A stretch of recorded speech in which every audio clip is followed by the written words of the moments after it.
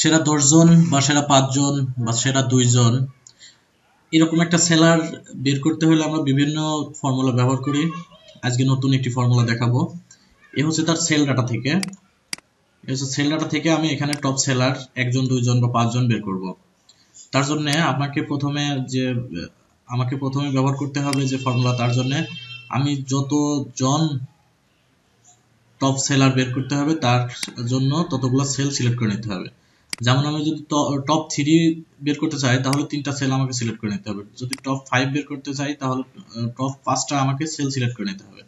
আমি প্রথমে দেখাবো টপ 3 সেলার। এজন্য প্রথম 3টা সেল আমি সিলেক্ট করে নিব। এরপরে আমি ফর্মুলা বারে যাব। আমি যে ফর্মুলাটা ইউজ করব সেটা টাইপ করব। ফর্মুলাটার নাম হচ্ছে লার্জ ফর্মুলা। টাইপ করে ট্যাব কি দিব, ট্যাব কি দিলে ফর্মুলাটা অ্যাড হয়ে যাবে। এরপরে বলতেছে অ্যারে। অ্যারেটা হচ্ছে কোন ডাটা থেকে আমি টপ সেলার বের করব, তার সেল অ্যামাউন্ট বা সেল টাকা থেকে এই টোটাল সেল অ্যামাউন্টটা আমি সিলেক্ট করব। F4 প্রেস করে লক করে দিব। এরপরে কমা দিব। কে আমি কত জনের ডাটা বের করতে চাচ্ছি তার একটা, বা কত নাম্বারেরটা বের করব তার একটা সিরিয়াল আমাকে এখানে দিতে হবে। আমি যদি এখানে একটা সংখ্যা দিই তাহলে টপ 1 শুধু এইখানে দেখাবে, নিচের আর কারোর আসবে না। বা টপ 3 যদি দিই তাহলে 3 নাম্বার যে সেলার তার নামটা এখানে আসবে। আমি একসঙ্গে অনেকগুলো ডাটা বের করতে চাচ্ছি, টপ সেলার 10 জন বা 5 জন বের করতে চাচ্ছি। টোটালগুলো আমি যখন সেলগুলো সিলেক্ট করে নিয়েছি প্রত্যেকটা সেলে আমার রেজাল্টটা চলে আসবে। এজন্য আমার এখানে একটা অ্যারে ফর্মুলা ইউজ করতে হবে। এর জন্য আমাকে সেকেন্ড ব্র্যাকেট দিতে হবে। সেকেন্ড ব্র্যাকেট দেওয়ার পরে আমি যত নাম্বার পর্যন্ত চাচ্ছি তত নাম্বার পর্যন্ত আমাকে এখানে টাইপ করে দিতে হবে। 1 পরে কোলন 2 কোলন 3।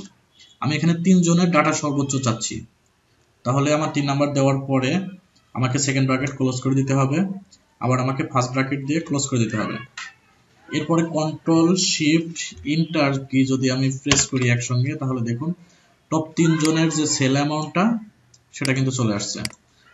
ফার্স্টে যে আছে 996, দেখেন 996।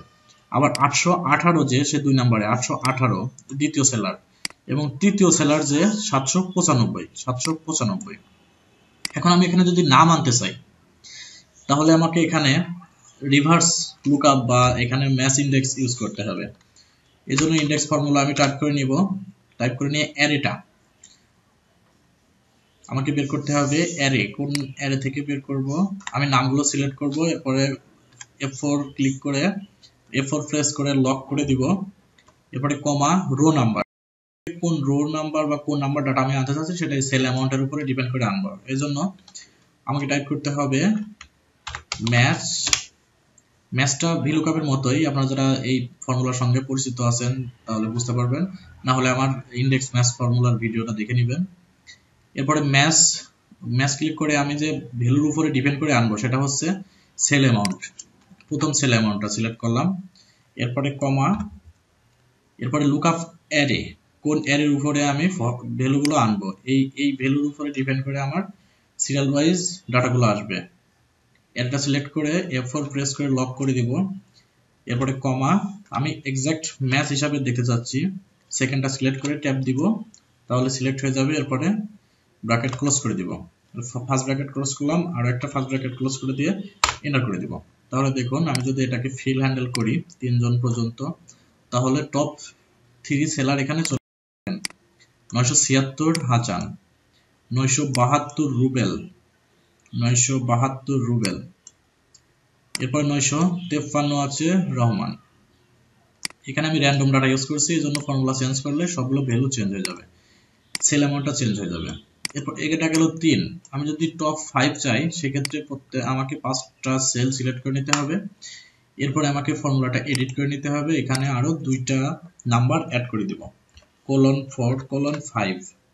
এরপরে আবার কন্ট্রোল শিফট এন্টার, তাহলে দেখুন এখানে 5টা ভ্যালু চলে আসছে। এখন আমি এই ফর্মুলাটাকেই ফিল হ্যান্ডেল করে দিব, তাহলে টপ 5 জনের নাম এখানে চলে আসবে। আপনার অন্য কিভাবে টপ সেলারগুলো বের করতেন সেই ফর্মুলাটা কমেন্টসে অবশ্যই জানিয়ে দিবেন। আর যদি ভিডিও ভালো লাগে অবশ্যই চ্যানেলটি সাবস্ক্রাইব করবেন।